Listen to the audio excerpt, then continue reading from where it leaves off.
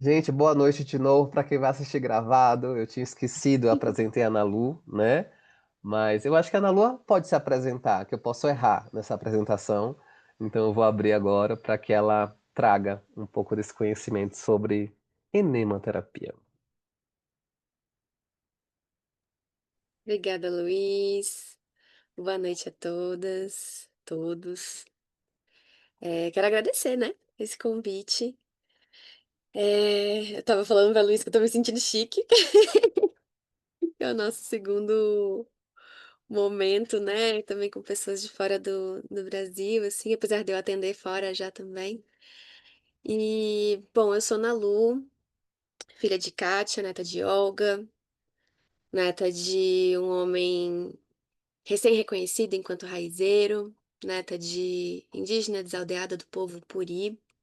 Não sei se a Alejandra já quer ir trazendo, enquanto eu Eu hoy vou. no estoy comprendiendo todo, entonces puedo traer todo lo que yo consiga, mas ella está agradeciendo la invitación, se siente muy como especial de ser la segunda vez que es invitada para hablar de esto que ella hace y se siente muy especial también esto de que haya mucha gente de afuera, más allá de que ella ya está haciendo trabajo con gente que es de afuera de Brasil.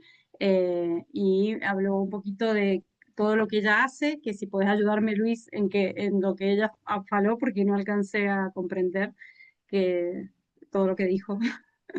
Sim, ela se apresentou trazendo su nombre, Nalu, dijo que es hija. Yo no me recuerdo los nombres, Nalu. Repete, por favor. Filha de Kátia, neta de Olga, Hija de Katia, neta de Olga.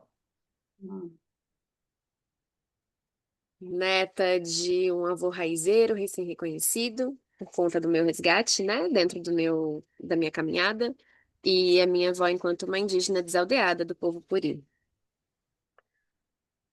Neta de raicero, una persona que trabaja con raíces, hojas, flores, cosas del floresta. También de un pueblo llamado Tupi. Puri. Puri. Puri. Agora, Si me vas a desaldeada, eu traducir. não faço a menor ideia como é desaldeada em espanhol, Ale. Desaldeada é Yo uma pessoa que tampoco. tem aldeia e depois não tem. Ah, ok. Es como desterrada, que fue como desterrada del lugar donde vivía. Sí. De seu território, aham. Isso. E a enematerapia do método da Dona Flor, ela vem de tradição afro-indígena, né? Então, para mim, poder falar sobre esse tema para mais pessoas é sobre resistência. Por isso também é que eu sempre trago a honra que é poder falar desse tema.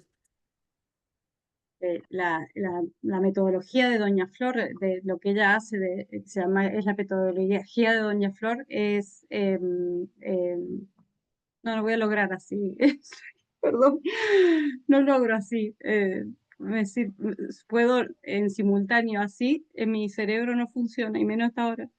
Perdón. Eh, Luis, vas a tener que ayudarme. Tá bem. Perdón. Ela dijo que a tradição vem de uma abuela, uma senhora chamada Dona Flor, que é de acá, de Alto Paraíso, e que essa tradição é afro-oriental, afro-indígena. É isto.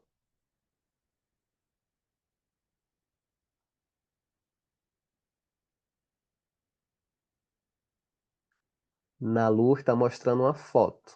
É Dona Flor aí na foto, Nalu? É, Dona Flor, eu não aguentei. Eu falei, deixa eu mostrar a Dona Flor. Trazer essa força dela aqui pra gente. Essa é a Dona Flor. Dona Flor Esta é Dona aprendeu, Flor. aprendeu o enema com a avó dela, que era indígena local. Dona Flor é quilombola, do povoado quilombola do Moinho, Chapada dos Veadeiros, Goiás. Esta abuela ancestral aprendió enema con los abuelos. Ella es quilombola, como una nativa del pueblo negro del Alto Paraíso, que fica acá, se queda acá em Goiás, Brasil. Bom, eu acho muito importante a gente trazer esse histórico, né, do enema. E é uma prática que ela é registrada arqueologicamente em vários lugares do mundo. Então a gente vai ter registros de enema no Egito, dentro das tradições maias, dentro de algumas práticas na Ayurveda, como o Panchakarma. A gente vai ter também, hoje, atualmente, dentro de alguns povos originários do Brasil, só que isso não é muito falado, né? E, infelizmente, com a medicina eurocentrada, o enema ele foi reduzido à retirada de fezes para constipação, coisas muito pontuais nos hospitais. Nalu trajo que el enema es ancestral. Tenemos muchos registros como enemas hechos dentro del Egipto, los pueblos maya, en prácticas también del Ayurveda, que son prácticas indianas, también registrados dentro de los pueblos originarios del Brasil, como los indígenas. Infelizmente, por cuenta de la cultura eurocentrada, esta práctica fue reducida muchísimo. No se encuentra tanto como se encontraba antes. E aí eu trouxe ali também que dentro de muitos países africanos, né, o enema ele sempre foi uma prática dos povos originários, né? Até ia perguntar, eu tô tentando falar de uma forma mais lenta, se as pessoas que falam espanhol estiverem me compreendendo dessa forma falando mais lenta, a gente pode até ver se Luiz não precisa fazer. Como é que tá pra vocês, gente? Falem aqui pra gente no chat. Se precisa continuar com a tradução simultânea e não simultânea, né? Vamos fazer o seguinte: se tiver algo que vocês não compreenderam, abre o microfone e pergunta. Pode ser? Tá bem. Eu Pronto, sei que Ney entende bem português, a Alejandra também, Rossana não sei, e Cíntia também não sei. pronto. É porque aí eu acho que a gente consegue fazer de uma forma mais fluida, né? Mas eu vou tentar falar pausadamente, gente. Eu falo muito rápido, vai ser um desafio aqui pra mim. Vamos lá. Bom, quando a gente vai falar da origem do enema, do método da Dona Flor, ele vem então da avó dela, que era indígena local, né? E que só utilizava plantas de cerrado. Dona Flor, ela tem vários reconhecimentos dentro da comunidade. Ela foi uma, não só, né, raizeira, enemoterapeuta, parteira, ela fez mais de 330 partos, né? É uma especialista na saúde da mulher. Eu tive a honra de acompanhá-la por 10 anos, quase 10 anos. Ela faleceu há 2 anos e 3 meses. E no decorrer da caminhada de Flor, ela foi desenvolvendo a receita que a gente usa hoje, que são aproximadamente 18 plantas, entre ervas de cerrado e ervas que a gente chama de quintal. E a cada caso de cada pessoa, né, avaliando cada pessoa, a gente faz a combinação, tem uma receita base e a gente vai fazer essa combinação das ervas ali. É por isso que a gente sempre fala que também às vezes a pessoa pergunta, ai, me fala quais as ervas que eu compro aqui. Não é bem assim. Não tem uma medida igual para cada uma, né? Tem plantas que a gente usa em maior quantidade, outras que a gente usa em menor. Tem Nem todo mundo é para as plantas, mas nem toda planta é para todo mundo. Então, tem algumas plantas que a gente não usa em alguns casos, né? É, e aí, para além das ervas, a gente também se utiliza de própolis e a água oxigenada, volume 10, líquida. E eu já vou falando isso porque todo mundo me pergunta, mas antigamente não tinha? Não, antigamente não tinha. Mas Dona Flor foi agente de saúde e trabalhou junto de alguns spas fazendo esse tratamento. E ela foi entendendo a importância de ter a oxigenada para lógico que era numa diluição mínima, tá, gente? Que é 1 litro de chá que a gente aplica. É, ela foi entendendo o controle das bactérias ruins necessário, a reação com a inflamação, né? E aí chegou então na receita que a gente usa hoje. E a Flor sempre trouxe um protocolo que é pelo menos 5 aplicações. Eu entendo, atuando, né, esses anos todos, que ela colocou pelo menos 5 aplicações porque a maioria das pessoas precisa de 5 aplicações. Às vezes, o intestino já vai, demonstrar a limpeza com menos. É raro, mas acontece, né? Às vezes vai ter uma pessoa ali que se libera com 3 aplicações, com 4, mas a maioria vai fazer pelo menos 5. E pasmem, depois da pandemia, eu tenho observado que a maioria precisa de 6. Talvez esse mínimo mude com o passar dos anos, né? E o que que é esse? Ai, mas por que esse mínimo? A gente quer que esse cocô ele fique amarelado, pastoso e com o cheiro do chá, né? O que que a gente vai ter de ervas ali, né? O enema ele vai entrar pelo intestino grosso. A gente não sabe se ele chega no delgado. Inclusive, eu sempre falo que se tiver alguém dentro da a gente fala, né, desse racismo dentro da medicina eurocentrada, mas todos os saberes são importantes.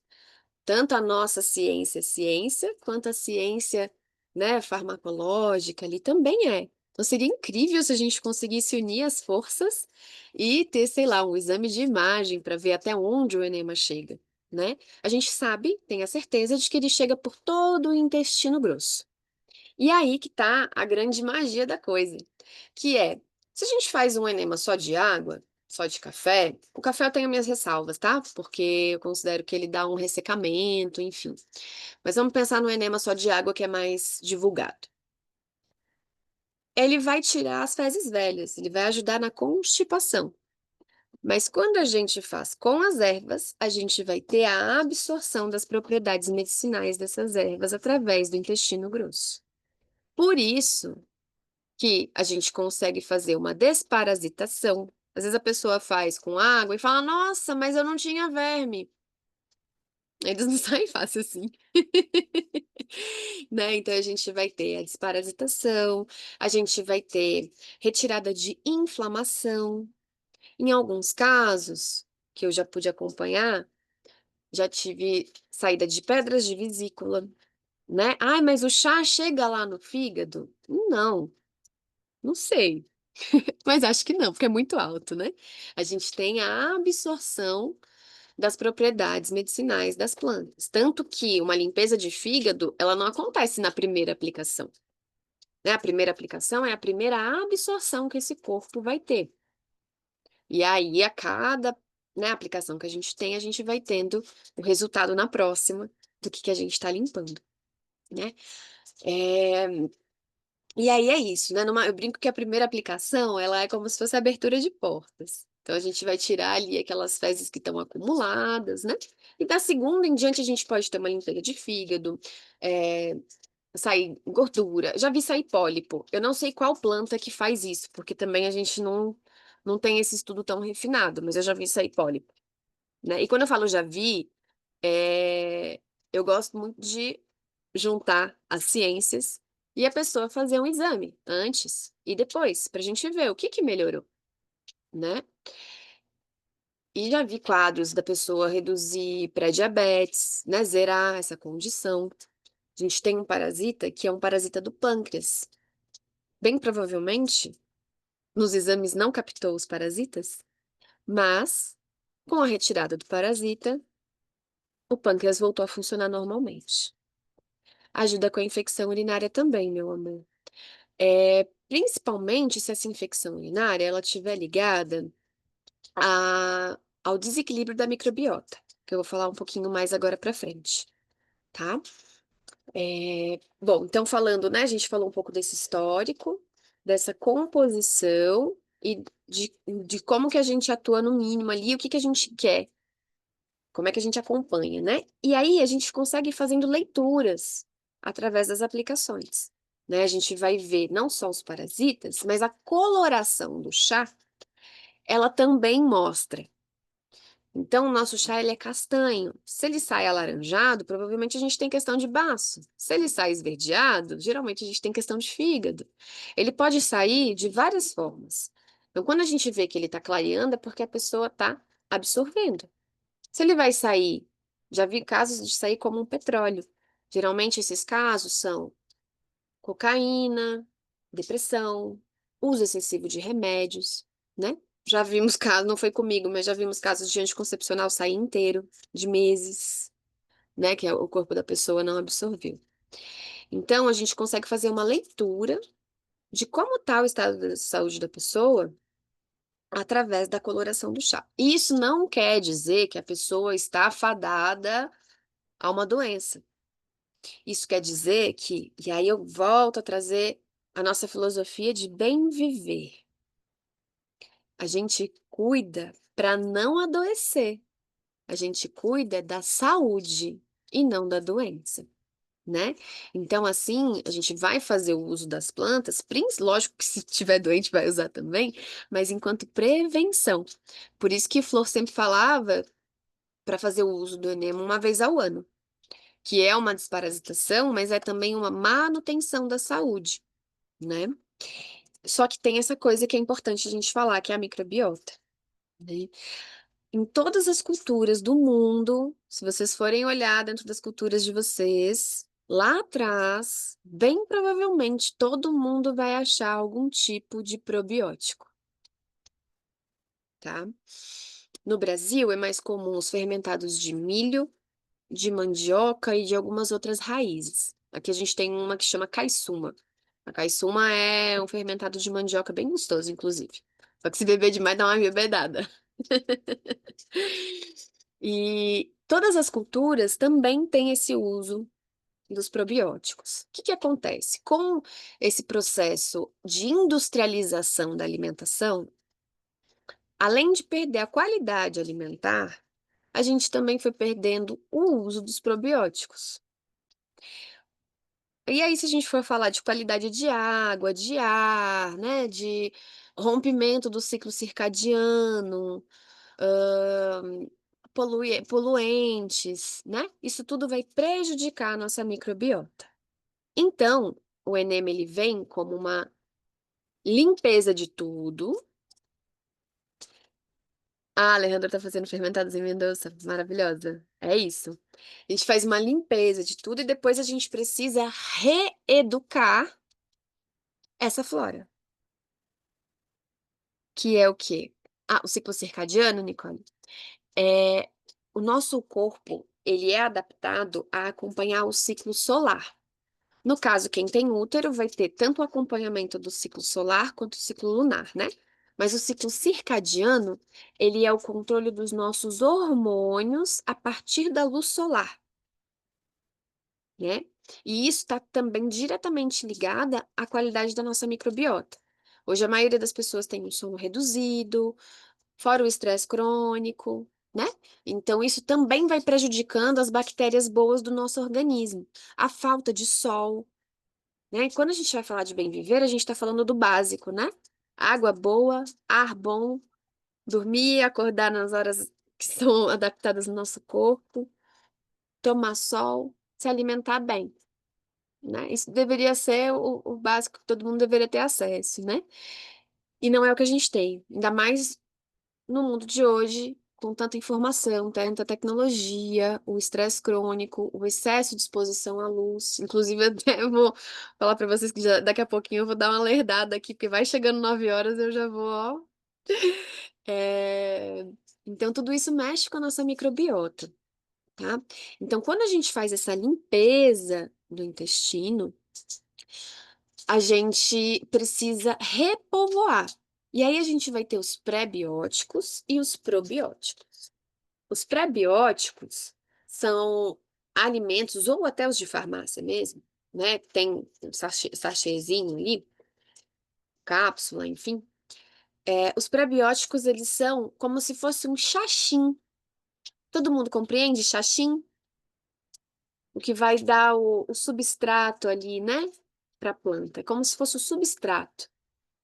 Então, esse prebiótico, ele vai ser a base para os probióticos se multiplicarem. Então, é como se fosse um solo fértil para as bactérias que vão ficar ali auxiliando. E aí, quando eu falo das bactérias, às vezes a gente precisa voltar um pouquinho e lembrar que até 1940, a gente não tinha os antibióticos. Muita gente morria por infecção. Então, os antibióticos, eles são uma boa, eles são uma ótima. Mas, de 1940 para cá, a gente começou com o uso indiscriminado de antibióticos. E sem o cuidado de repor essa microbiota após o uso do antibiótico. Atualmente, alguns médicos um pouco mais à frente, alguns nutricionistas um pouco mais à frente, falam sobre isso. Depois de antibiótico, tome probiótico, né? Por quê? Porque a gente precisa repovoar. Ah, mas é só bactéria. Bactéria que auxilia na digestão, ou seja, na absorção de nutrientes. Bactéria que ajuda na produção de neurotransmissores, ou seja, estamos falando de saúde mental aqui, que vai ajudar na serotonina, na endorfina, na ocitocina. Não sei se vocês que estão fora do Brasil já ouviram falar dos psicobióticos. Psicobióticos são as bactérias que auxiliam exatamente, né, na produção desses neurotransmissores. Então, quando a gente fala da reposição, desse repovoamento, desse reflorestamento da nossa microbiota intestinal, é sobre tudo isso. É sobre saúde mental, é sobre melhora das funções digestivas e o equilíbrio, né, do corpo como um todo. A gente vai ter um tanto de bactérias no intestino delgado também? Vai, né? E como eu falei, a gente sabe que a gente chega no intestino grosso, mas a gente vai ter o quê? A gente consegue dar uma quebra nas bactérias ruins e a gente consegue dar uma quebra na infestação de vermes. Porque não me adianta falar que está num centro urbano grande que não vai ter verme. E digo a vocês que eu tiro mais parasita de quem mora em cidade grande do que de quem mora na roça. E aí tem uma coisa muito importante. Infelizmente, com o crescimento da indústria farmacêutica, as pessoas foram sendo manipuladas e até por que não dizer proibidas em alguns lugares no Brasil de se utilizar das plantas medicinais que são vermífugas. Então a gente foi perdendo dentro desse bem viver a autonomia da vermifugação. Inclusive, até hoje, os médicos, não sei se vocês já viram isso, eles falam sobre não tomar vermífugo por conta própria, né? Eu acho isso muito louco. Tudo bem que os vermífugos de farmácia, eles têm efeito colateral, e a maioria deles, aí eu falo, gente, eles não querem que tome, mas também não faz efeito, né? A maioria dos casos em que eu atendo a pessoa que já tomou vermífugo de farmácia, a infestação ainda tá grande, tá? Tem um ou outro que é um pouquinho melhor. Então, a gente sempre fala, né? Principalmente em lugares que são endêmicos em parasitose, era pelo menos, né, sugerida o uso a cada 6 meses de vermífugo. A gente tem visto um crescimento de parasitas antes disso, tá? Não sei se existe uma resistência maior hoje deles por conta dos alimentos transgênicos e agrotóxicos, mas eu tô vendo uma resistência grande dos parasitas nos últimos anos, né? Então, o que que é importante vocês levarem para vocês? Ah, eu não consigo fazer enema, ou não posso, ou não quero, não, não, não. Descubra quais são as plantas vermífugas da sua região. Tome a cada 6 meses, porque os parasitas, eles agravam qualquer condição de saúde que estiver baqueada. Porque eles causam inflamação no organismo, né? Então, quando a gente está falando do enema e a gente fala muito dessa parasitação, ah, mas eu tomei um vermífugo de farmácia. Gente, a maioria das vezes, assim, 50% de redução de infestação. Vão nas plantas. Até hoje, em 400 pessoas que eu já atendi, 4 tinham uma infestação mínima porque faziam uso de ervas vermífugas. Todo o restante, não. E aí varia, né? A infestação de cada pessoa para cada pessoa, né? E a gente tem agravamento de insônia, cansaço, anemia, desnutrição, confusão mental, agravamento de casos de endometriose, porque os parasitas geram inflamação, né? Isso eu tô falando aqui por cima, fora as coisas que a gente nem imagina, né? Parasita do fígado, que eu já retirei também com enema. A pessoa já não tava nem conseguindo comer, com febre e tudo. E ninguém descobriu o que que era. Era parasita de fígado, né? Bom, então falamos um pouquinho da importância da microbiota, dos parasitas. É... Lu, quer chamar algum tema ainda que eu não tenha me recordado? Nalu, o tema podia ser quem quer fazer presencial e como é que você atua sem ser o presencial, porque tem pessoas aqui de Portugal, de Mendonça, de algum lugar da Argentina, então, então pode ser esse tema. Tá E bem. só uma coisa, trazendo para as pessoas hispanohablantes, vermes seria em espanhol gusano. Não sei se ficou claro quando a Ana Lu falou vermes. Vermifugar é matar los gusanos. Tá vendo? Pode Gente, tá continuar. todo mundo compreendendo? Tá num ritmo ok o tempo que eu tô falando? Me respondam aqui no chat, por favor.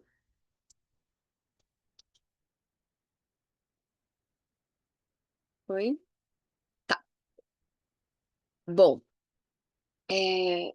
a atuação, né, Lu? A gente tem. Ótimo. Tá bom, que bom, gente. E até é isso. Desculpa a baixa energia, que essa hora eu já tô menos radiante. Geralmente as pessoas quando me veem eu tô super. Uau! Essa hora eu já tô baixinha. Mas que bom que tá dando pra compreender, tá me fazendo entender. É, tá, as formas que a gente atua, né? Hoje eu atuo junto da família Flor, principalmente com a filha e com o filho dela, né? Eu e a Deja, que é filha de Dona Flor, a gente promove retiros no povoado do Moinho 2 vezes ao ano. Agora estamos, né, nesse processo de parceria também com a Escola da Aura, né, Lu? Pra gente poder ver mesmo datas para quando as pessoas forem, né, para o espaço onde o Luiz mora.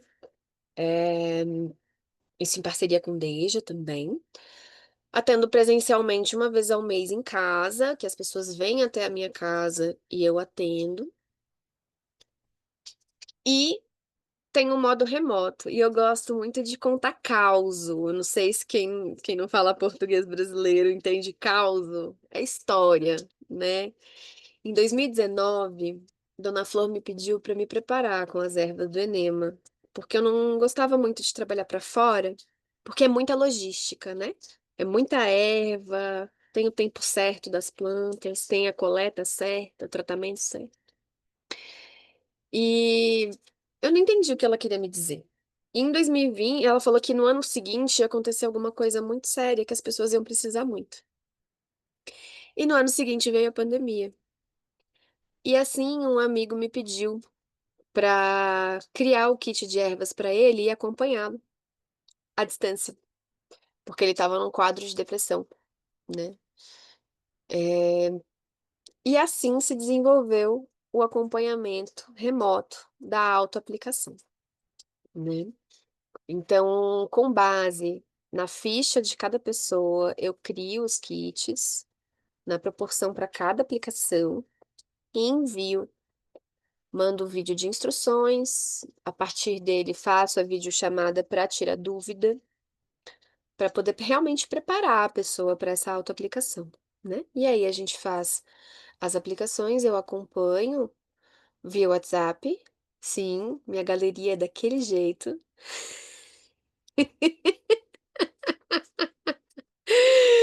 Ah, e aí depois a gente encerra com uma chamada de vídeo também, eh, pra poder dar o direcionamento de tudo que apareceu, né. Eu vou dando feedback a cada aplicação e depois a gente faz esse fechamento.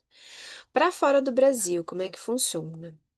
Já mandei para Portugal, por correio, mas parou na alfândega e ela conseguiu liberar e tal, porque tem essa questão da legislação por conta das plantas, né.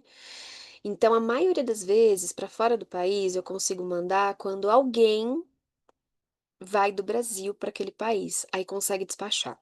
Todas as vezes foi possível despachar, nunca tive nenhum problema com isso. Agora envios pelo correio, só dentro do território. Às vezes a gente tem problemas por estrada mesmo, você não pode passar de um bioma para outro com planta, né, pelo correio a gente consegue mandar as ervas secas, tinturas também, no caso o enema não vai ter tintura, mas dentro do Brasil a gente consegue. Mas para fora, corre o risco dele ficar preso ali, por enquanto todo mundo conseguiu liberar. Mas é isso, tem sido assim, ultimamente. Mas já consegui, a pessoa conseguiu passar na mala, né.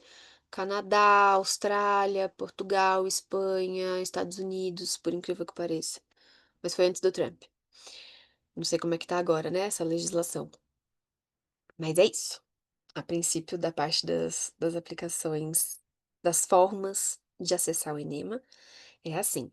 Já sei que as pessoas vão perguntar também sobre formação, então já vou responder aqui. Nesse momento, todas as formações ligadas à Dona Flor estão paralisadas.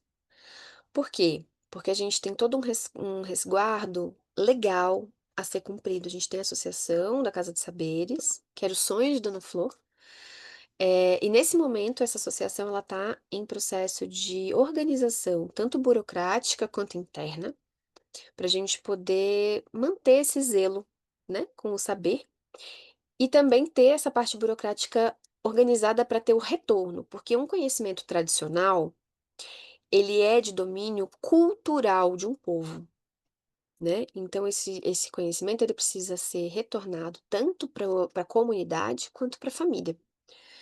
E a gente vive num mundo capitalista e mercantil, então a gente precisa tomar cuidado para não se tornar, algo mercantilizado. E há de se lembrar também que práticas tradicionais, originárias, seja de qual povo for, sempre são perseguidas, porque são tidas como pseudociência, apesar de ser uma ciência ancestral, ser outra forma de ciência, né. Então, além de tudo, tem essa pode dizer guerra, porque não deixa de ser não, não acho o nome feio não. Não deixa de ser uma guerra travada, né, em que a gente vai com muita resistência e com muito amor. Sim, com o passar dos anos, a gente quer ter um reconhecimento dentro das normas científicas, acadêmicas, para esse método, né. Então, para tudo isso que a gente almeja, que também era vontade de Flor, Flor queria o Enema no SUS, que é meu sonho hoje também. Para tudo isso, a gente precisa ter toda uma base muito sólida, burocrática. Nalu, só trazendo que eu acho que talvez as pessoas de fora não saibam o que é SUS, né?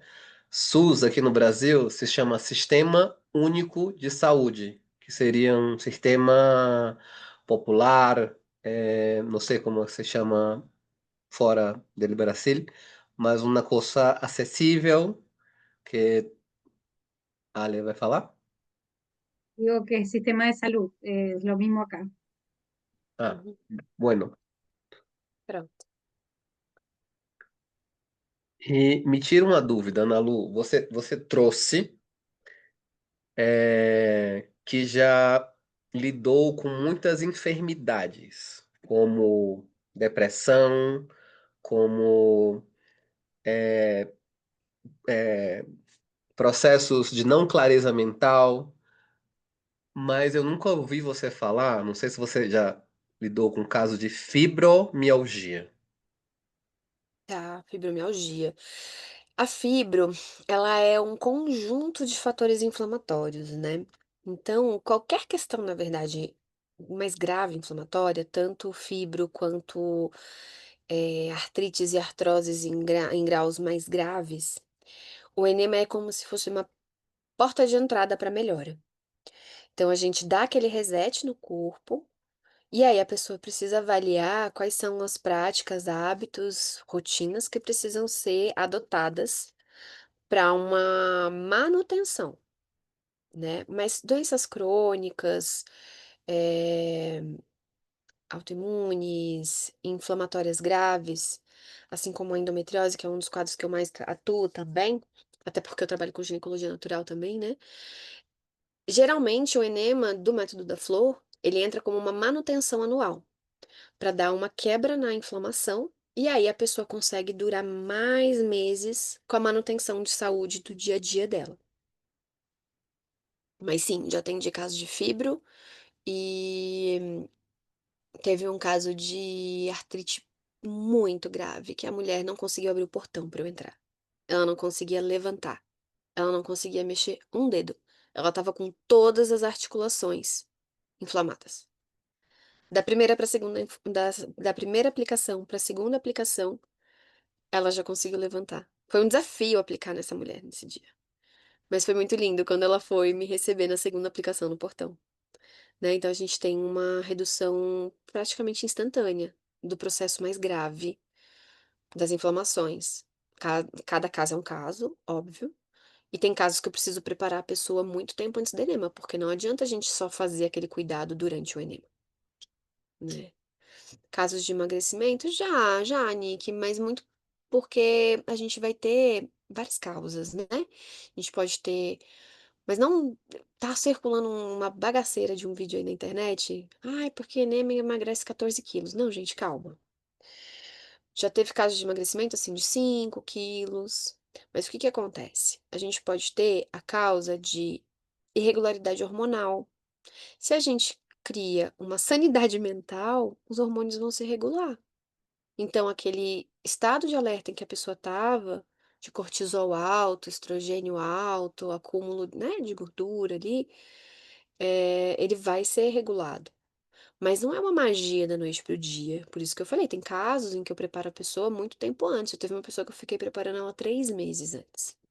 Porque a gente também tem um cuidado alimentar, né? A gente precisa retirar glúten, laticínio industrializado, né, que vai ali corante, conservante, né? A pimenta a gente tira por conta da hemorroida, carne vermelha, carne de porco, peixe de couro, que são de mais difícil digestão, né? Então tem todo esse cuidado alimentar antes e depois. E durante a gente retira os alimentos que dão gases, para não dar cólica, né? Para não conflituar com a aplicação ali do chá, que é 1 litro de chá, né? Via retal. Então, é, mais objetivo aqui na sua pergunta, depende da causa, tá? Já tive, depende da causa e também depende da rotina que a pessoa vai criar, da manutenção que ela vai fazer depois. E aí também tem isso. Às vezes ela estava precisando de força para as bactérias boas, porque também tem essa questão das bactérias, na questão do acúmulo de gordura, tá? Então tem várias causas, mas sim, a gente consegue ter essa melhora também. Não só nesse caso, mas também, por exemplo, o desmame de remédios controlados. Geralmente isso eu faço em conjunto com o psiquiatra, né? Não é um desmame rápido, geralmente isso pode levar de 2 a 3 anos, mas a cada enema, a redução do remédio. A cada enema, a redução do remédio. E na Lu, se você puder, fala um pouco sobre. Você não chama de dieta, você chama de outro nome que eu acho mais bonito, do Cuidados pós. alimentares. Tá. Por que que eu gosto de chamar de cuidados alimentares, né? Eu acho que as pessoas têm muito trauma com esse nome dieta. E quando a gente vai falar de alimentação, a gente fala muitas vezes de memória, de vazios emocionais, né? Então, esses alimentos que eu falei que a gente tira antes das aplicações, eles também se mantêm sem depois de 15 dias, pelo menos, né? Eu estendi para 15 dias porque eu sei que as pessoas gostam muito de se burlar. E aí, quando era uma semana só, elas já começavam a comer coisas que não podiam logo em seguida, né? E o que que acontece? A gente tá, muitas vezes, ali com o intestino, vamos supor, um intestino permeável, né? A gente tem as microvilosidades ali do intestino que elas são coladinhas. Em alguns casos, elas podem estar mais afastadas. Então, a gente tem o intestino absorvendo mais do que ele deveria e não absorvendo assim, né? Ele acaba não absorvendo de fato. É como se fosse um arrastão ali, né? Então, quando a gente faz o enema e a gente mantém o cuidado alimentar, a gente dá tempo para esse intestino ir se restaurando também, tá? Isso é bem importante. Teve até um caso, eu tenho uma mentoria de algumas alunas que a gente teve uma formação, né, até hoje. Elas estavam contando isso ontem. A gente estava dando um socorro para uma moça que já tinha problema com glúten e lactose, fez o enema, 2 dias depois se entupiu de queijo e de farinha, passando mal horrores. Então a pessoa já tinha problema com aquilo, não deixou o intestino se regenerar, né? Então esse cuidado pós-alimento, pós-enema, ele é muito importante, não só a depender da alergia ou da sensibilidade que a pessoa tem, mas também porque a gente precisa fazer com que essas bactérias elas se fortaleçam, né? E então é um caminho. Tem casos que não vai ser no primeiro ano de enema que a pessoa vai ficar 100%. Tem casos que vai precisar de 2 anos, 3 anos de tratamento, né? Por quê? Porque é uma construção, né? O nosso corpo não é uma Alexa que você vai falar com ela, ela vai atender na hora. O nosso corpo vai ter um tempo de regeneração, só que ele sempre vai tender à saúde. Então, se a gente dá uma forcinha, se a gente dá uma ajuda, ele vai tender a se regenerar, né? Eu estava na Lu falando com alguns dos meus alunos, e aí meu raciocínio foi: se eu conquistei essas pessoas todas, esses vermes todos dentro de mim, com um tipo de alimentação, e eu faço algo para que eles se retirem, sejam convidados a se retirar, e eu retorno para a mesma alimentação que me colocou nesse lugar, eu estou sendo incoerente com essa nova biota, essa nova postura. E quando você me trouxe esse cuidado alimentar de reintrodução, de introduzir novamente pausadamente, me deu a clareza de eu entender. Meu corpo funciona assim com lactose. Meu corpo funciona assim quando eu como feijão ou uma leguminosa. Uau, eu quero isso pra mim. Era até uma pergunta que eu ia fazer pra você, assim, eu posso eliminar, sei lá, os grãos da minha vida, porque eu cheguei a passar mal com a reintroduzir o grão. Eu falei, uau, que sabe quando você tem uma criança que ela tá alérgica e você precisa tirar tudo e ir colocando aos poucos para ver de onde vem a alergia. Então me deu essa sensação de uau, eu quero voltar com a lactose. Existe vida sem lactose? Sim. Por exemplo, eu até o dia de hoje não voltei para o açúcar. O açúcar branco, o açúcar refinado, né? E eu tô sentindo uma energia significativa no meu corpo que eu achava que era o açúcar que me dava. Então, não sei se você pode falar um pouco mais, porque eu tô tão encantado, por isso que eu te chamei, assim, tipo, eu gostaria de ficar mais perto, eu gostaria de ter mais você e de explorar, no bom sentido, mais possibilidades de me cuidar melhor.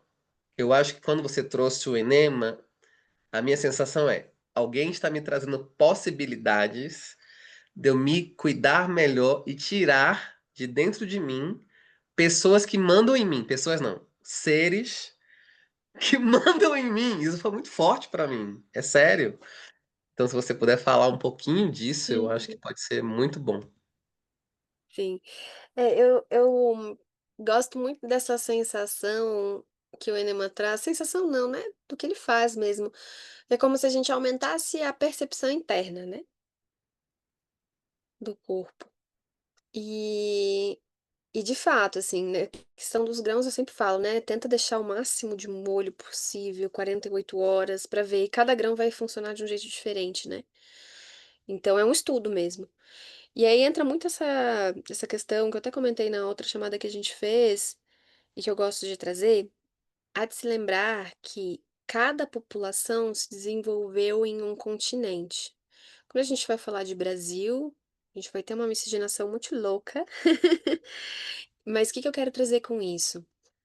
Pensando em milhares de anos de evolução, cada pessoa em cada continente vai ter um desenvolvimento de determinadas enzimas para digerir determinados alimentos. Quando a gente vai falar a nível Brasil, fica um pouco mais difícil, mas vou dar o exemplo aqui. A maioria das pessoas da Ásia tem muito hábito do arroz. Então, aquela população, isso eu não tô tirando da minha cabeça, não, tá, gente? Isso é estudo. Aquela população vai ter enzimas melhores para digestão daquele tipo de carboidrato, tá? Então, quando a gente vai falar a nível Brasil, fica um pouco mais difícil de entender essas restrições.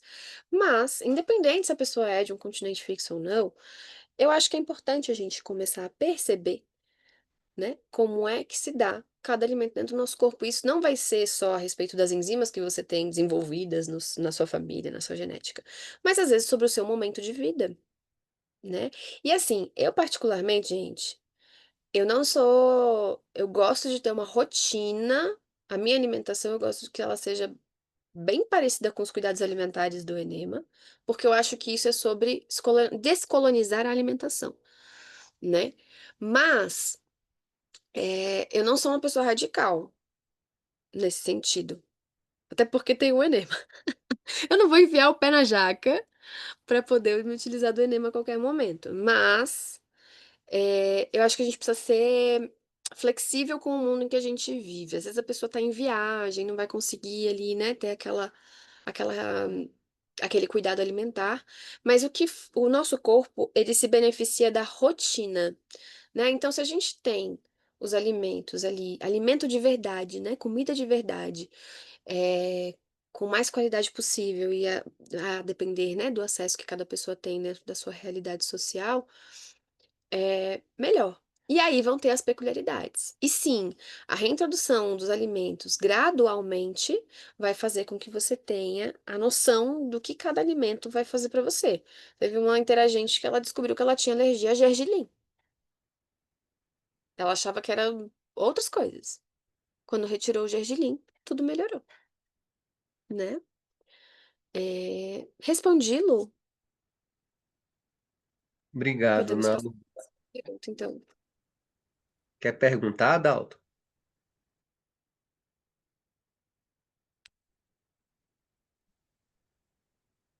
Sim, Luiz, obrigado por permitir. Eu queria perguntar o seguinte: esse processo aí aplica-se a pessoas como eu, que, vamos dizer, eu tenho só 20% do estômago, que houve uma cirurgia, tirei 80%, e mais, tipo, uns 20% do intestino. Hoje eu Uhum. convivo, vamos dizer assim, sem remédios, de um modo geral, relativamente assim, de uma forma natural, né? Mas nesse processo assim de desintoxicação, tudo é possível. Eu Travou queria. um pouco para mim. Tá travando para vocês também? Não, para mim não travou. Desculpa, Dalto, eu não, eu só consegui ouvir a retirada parcial do estômago e do Sim, e intestino. também Você do pode intestino. concluir? Uhum, E também do intestino. Aí porque eu convivo hoje com uma certa dificuldade assim de alguns tipos de alimento, principalmente esses que dão mais gases, tipo graviola, cebola, cajá, essas coisas assim. Aí eu já retirei assim carne de um modo geral, esses alimentos de mais digestão mais demorada. Agora, uhum, nesse processo aí, vem assim, vem aquela questão da manutenção das proteínas e tal, que há indicação dos médicos para tomar os suplementos, e eu fico resistindo. Então, nesse Uhum. processo aí, haveria jeito para mim? Haveria uma indicação? Essa é a Eles pergunta. retiraram as carnes de mais fácil digestão também, como Não, eu peixe? que tirei por conta própria, né? Eu que tirei Tá. por conta própria, mas os médicos, a carne vermelha, e aí eu tirei logo tudo, né? Carne branca e tudo. Uhum. Mas eu me refiro eu tenho, eu me refiro nesse processo de manutenção do corpo mesmo, né? Da vitalidade. Uhum. Se é possível adotar esse processo sem um certo prejuízo, sei lá, Tá. o de risco. Sim, sim. Adalto, é importante saber se tem alguma aderência dentro da cicatrização. Nos casos de retirada parcial do intestino, a gente usa menos quantidade de chá e toma muito cuidado com a velocidade da entrada do chá. O cuidado com a velocidade do chá a gente tem com todo mundo, né? Hoje, inclusive, os aparelhos de enema são bem melhores porque as mangueiras são mais finas e as sondas também. Antigamente a gente tinha que ficar controlando no dedo, né? Ali a mangueira. Então, nesse caso, a gente precisa saber quanto tempo, né, de cirurgia. Cirurgias assim, que vai no órgão mesmo, no mínimo 1 ano a 1 ano e meio de cicatrização. Cirurgias de modo geral no baixo ventre, 1 ano, a não ser que sejam aquelas microscópicas, em coisas muito pontuais, dá para ser em 6 meses, né? Então, essa é uma das restrições do enema. Em casos como o seu, como eu falei, é possível, desde que entendamos qual é a quantidade. Eu começaria, por exemplo, com 500 ml de chá. E aí a gente também usa numa temperatura adequada, tá, gente? Isso é muito importante. Precisa ser entre 37 graus e 38 graus, 38,5 no máximo. Para cada pessoa é diferente. Eu atendo às vezes uma pessoa que ela quer um pouco mais quentinho, outras querem um pouco mais friozinho, né? Então vai variar nessa temperatura que eu falei. Num caso cirúrgico, Adalto, a gente também tem que ter muito cuidado com isso. Às vezes eu vejo a pessoa, ai, vou colocar mais quentinho. Não!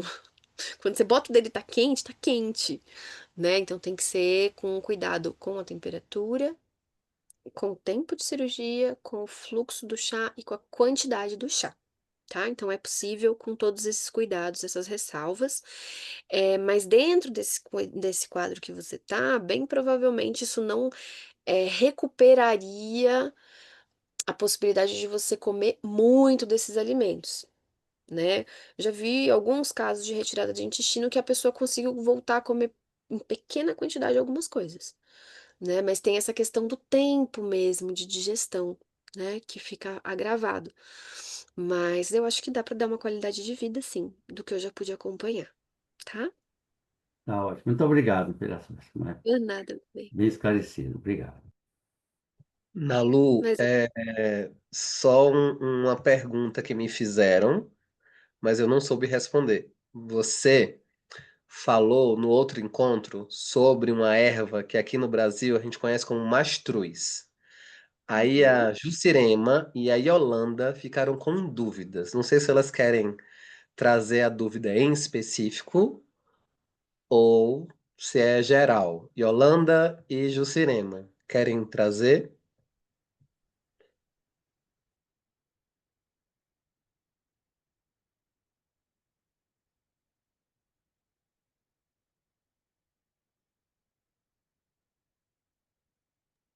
É melhor vocês abrirem o microfone, minha gente, do que digitar.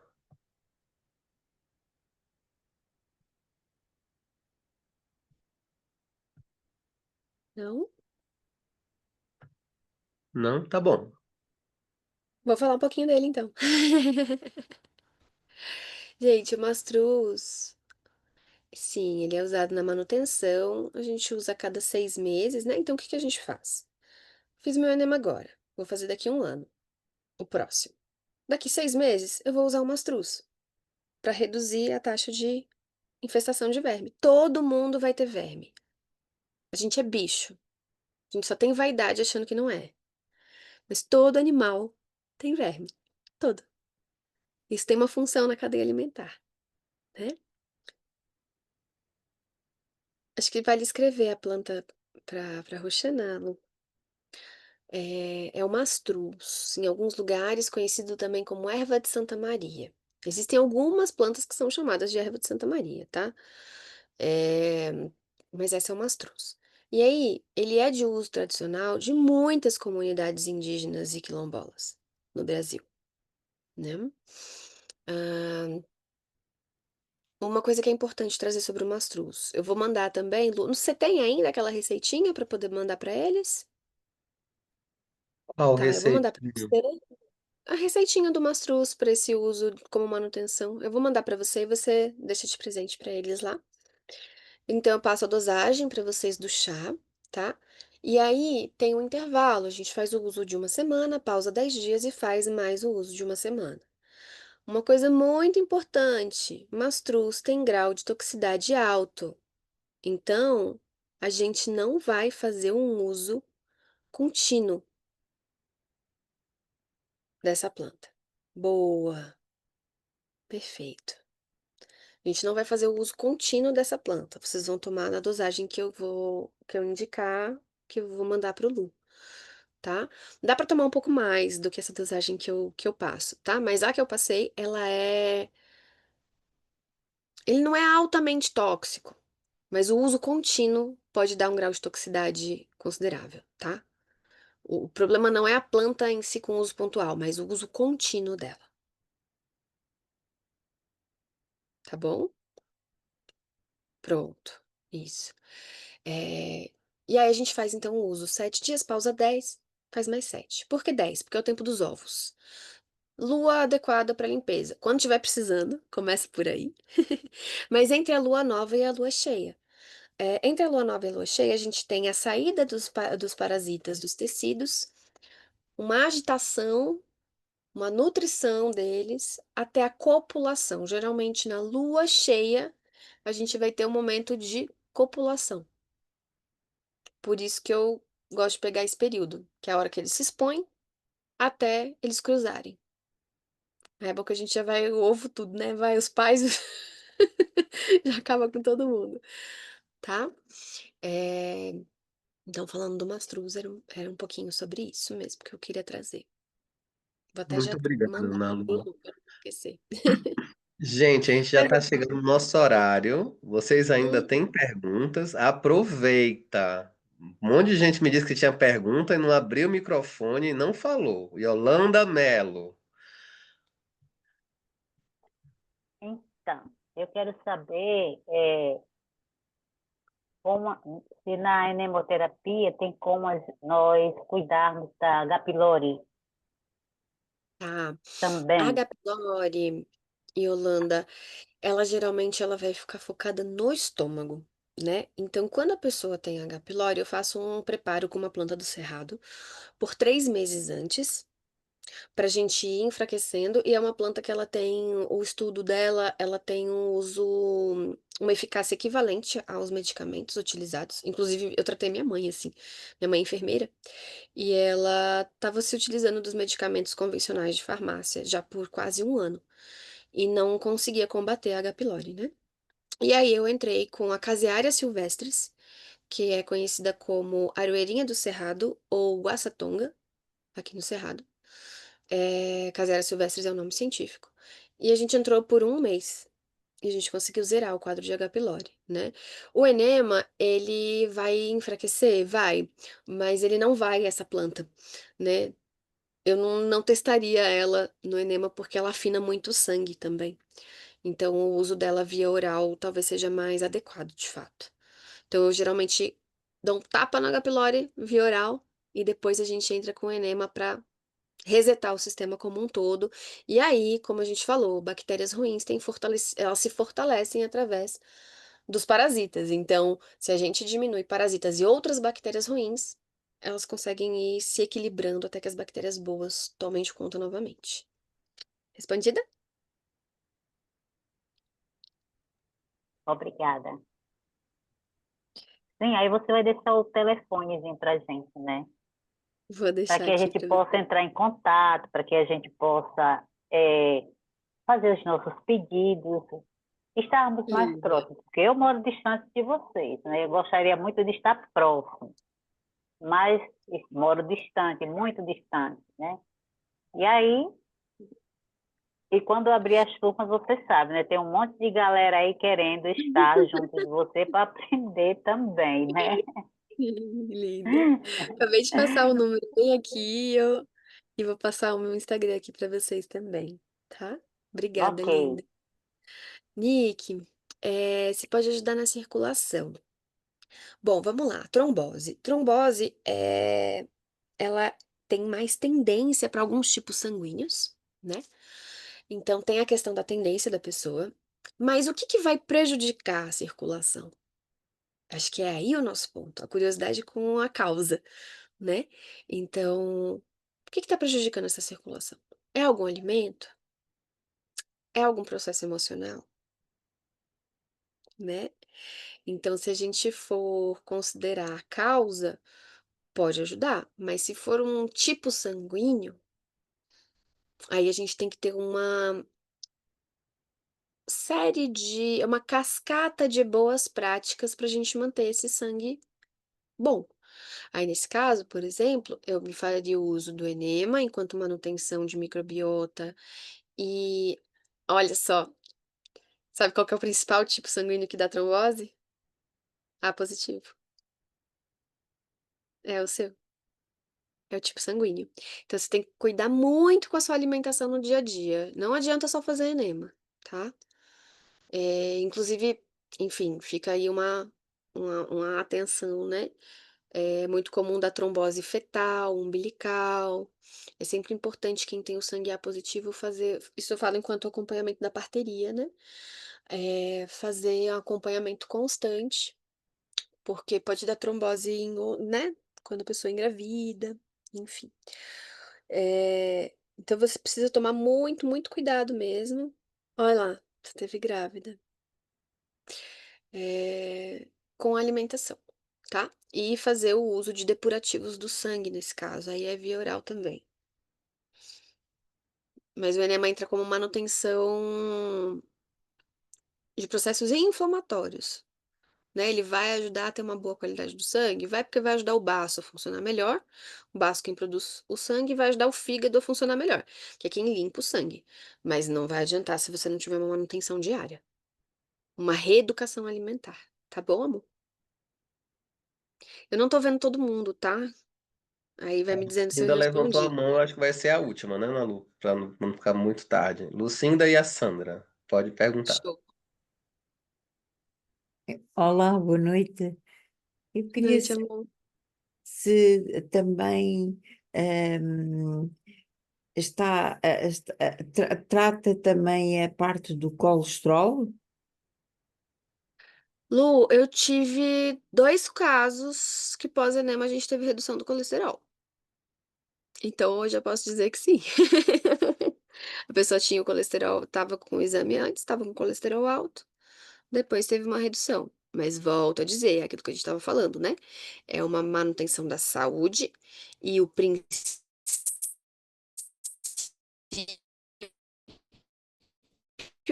de novos hábitos, né? Então, de nada adianta a pessoa fazer o enema e continuar com os mesmos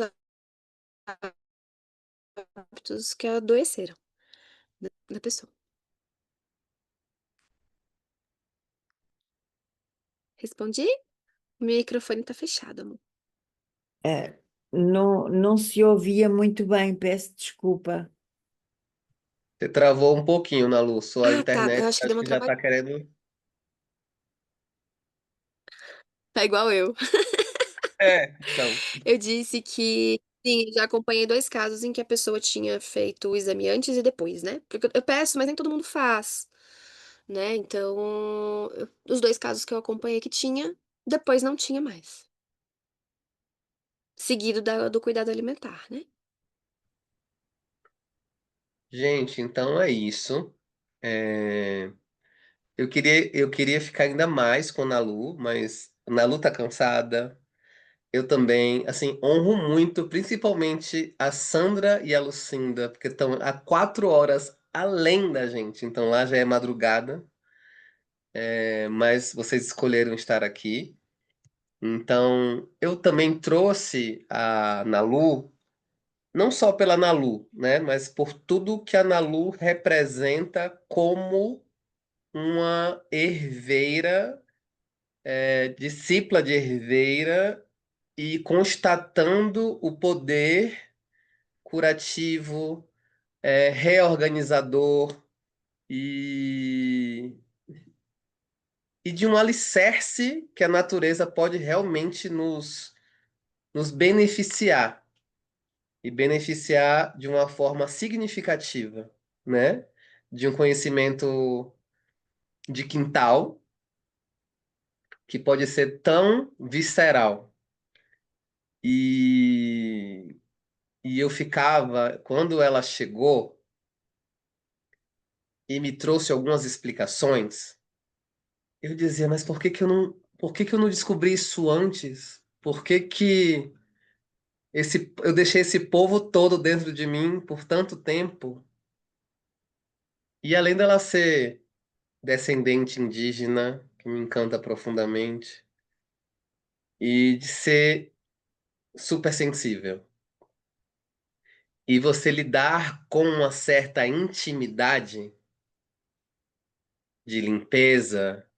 Eu brincava que ao invés dela ler borra de café, ela lia borra de fezes. E eu fiquei impressionado como as fezes denunciam o seu comportamento. Se você está inflamado, se você está bem mentalmente, se você está se alimentando ou mastigando com leveza, com integridade, tudo, era denunciado tudo. Ela falou: "Você está ansioso?" Ela, meu Deus, como é que essa criatura sabe? E tem coisas inteiras aqui. Uau! Tô!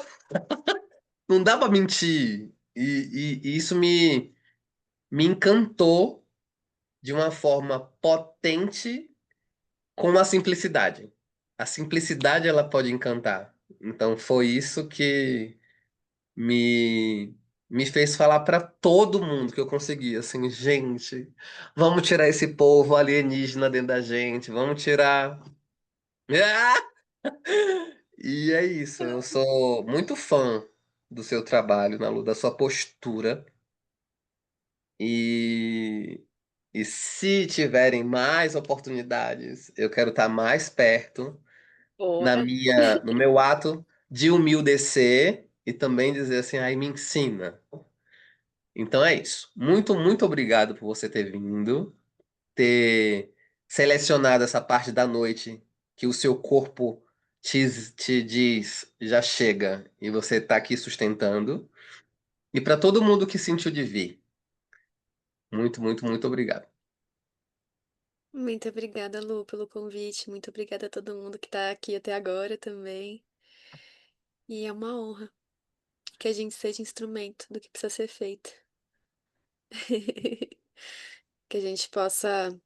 Ai, tô com ela aqui no peito, então eu vou. Não trouxe isso no outro, vou trazer aqui pra vocês. Flor cantava uma música que eu gosto muito, que ela. Eu não vou cantar agora, que não tem muito. Mas eu vou dizer, né? Plantei amor no meu coração profundo, dei amor pra todo mundo e ainda tenho amor pra dar. Mas o chão só dá se a gente plantar. Se a gente não planta, o chão não dá. Acho que isso diz só, não só sobre as plantas, né? Então que tenha muita coisa boa plantada aqui hoje. Obrigada, gente. Boa noite pra vocês. Beijo, gente, beijo. Salve, Dona Flor! Viva a Dona Flor. Tchau, gente.